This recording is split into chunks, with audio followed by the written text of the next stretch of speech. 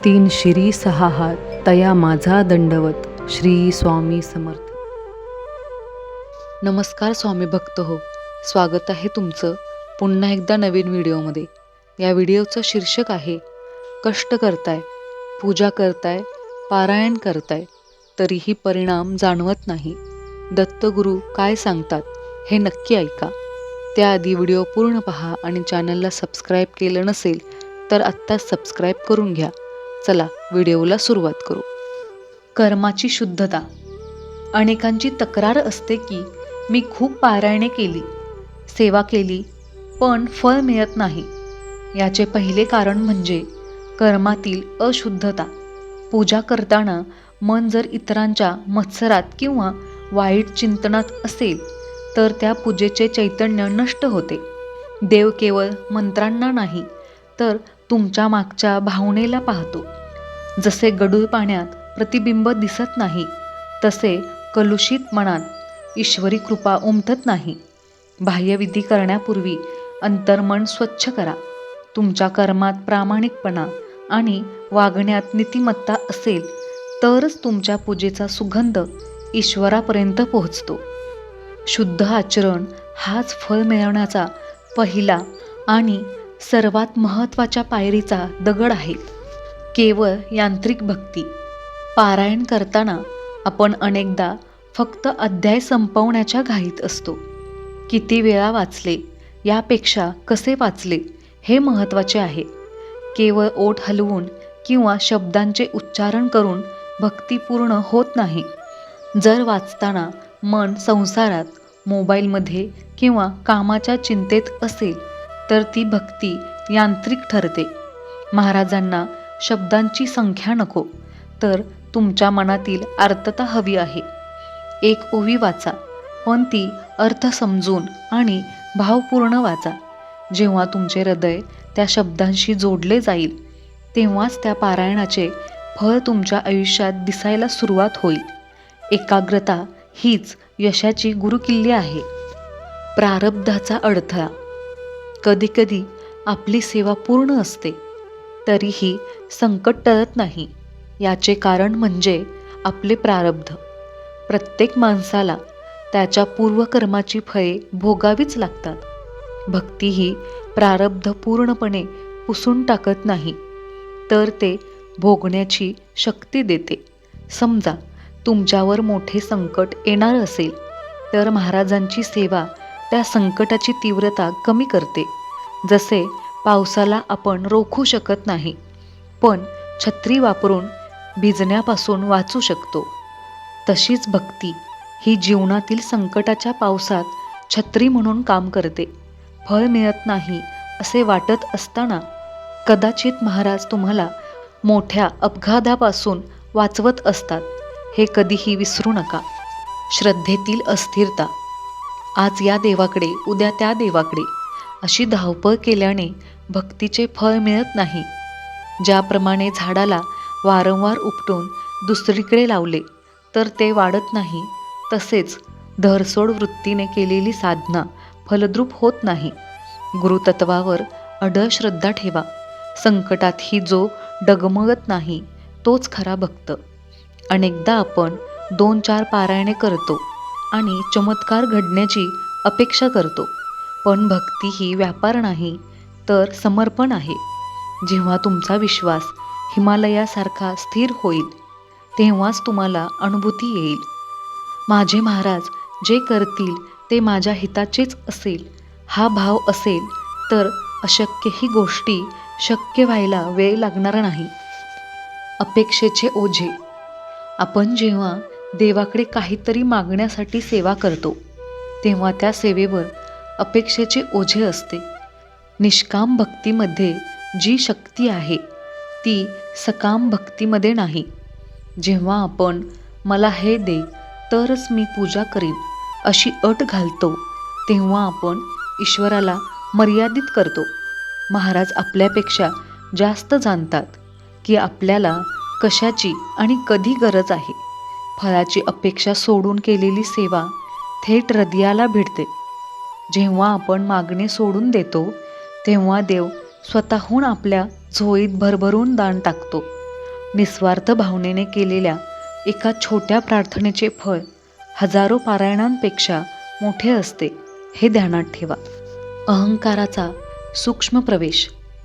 मी इतकी पारायणे केली, मी रोज पहाटे उठून पूजा करतो, असा विचार मनात येणे म्हणजे सूक्ष्म अहंकाराचे लक्षण आहे. जिथे मी असतो तिथे देव नसतो. भक्तीत स्वतःला शून्य करणे आवश्यक आहे. जेव्हा भक्ताला आपल्या सेवेचा गर्व होतो तेव्हा त्याचे सर्व पुण्य तिथेच संपते. सेवा ही नम्रतेने आणि कृतज्ञतेने करावी. महाराजांनी माझ्याकडून ही सेवा करून घेतली, हा विचार तुम्हाला प्रगतीकडे नेईल.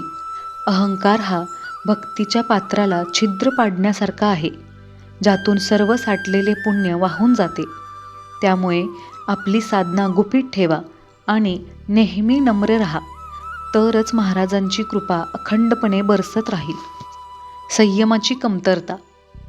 आजच्या काळात सर्वांना झटपट निकाल हवे असतात, पण आध्यात्मिक फळ मिळण्यासाठी सबुरी किंवा संयमाची गरज असते. जसे बी पेरल्याबरोबर लगेच फळ येत नाही, त्याला पाणी द्यावे लागते, खत घालावे लागते आणि योग्य ऋतूची वाट पाहावी लागते. तसेच तुमच्या साधनेचे आहे. तुमची आज केलेली पूजा वाया जात नाही, ती तुमच्या खात्यात जमा होत असते. वेळ आल्यावर महाराज त्याचे फळ व्याजासकट परत करतात. संयम सुटला की साधना सुटते. म्हणून परिणाम दिसत नाही म्हणून मधूनच सोडू नका.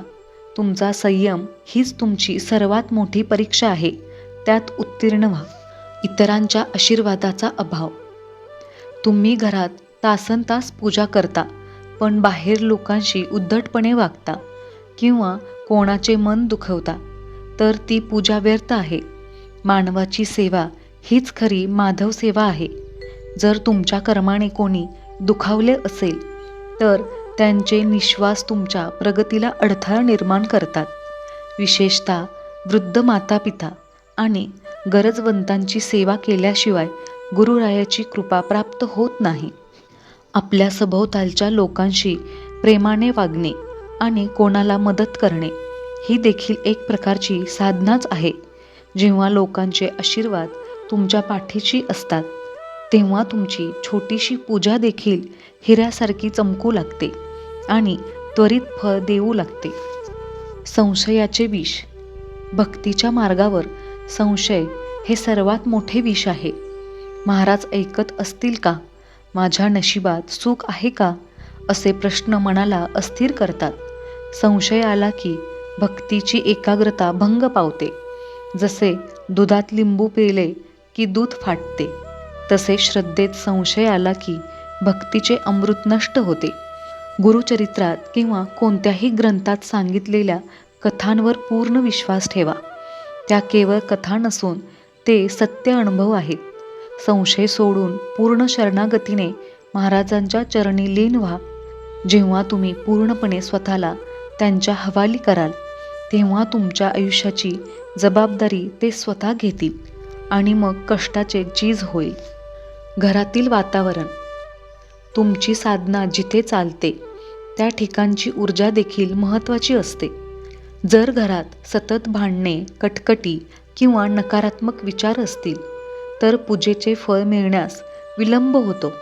घर हे मंदिरासारखे पवित्र ठेवा.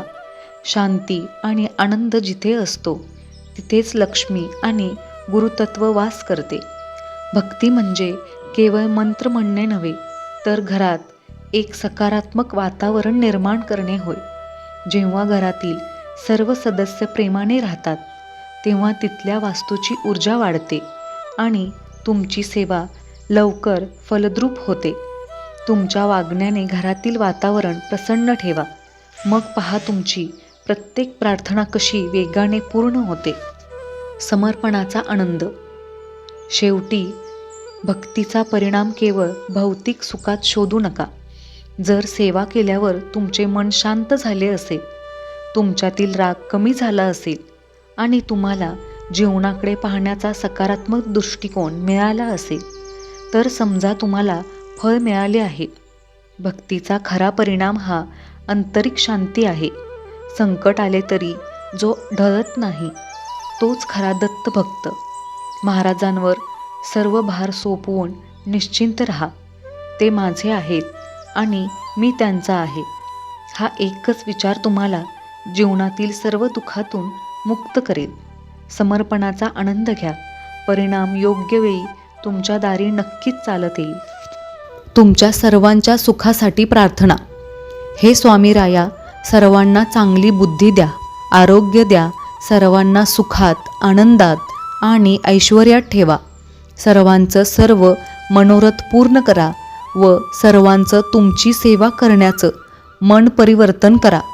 सर्वांचं भलं करा, कल्याण करा, रक्षण करा आणि तुमचं गोड नाम मुखात अखंड राहू द्या.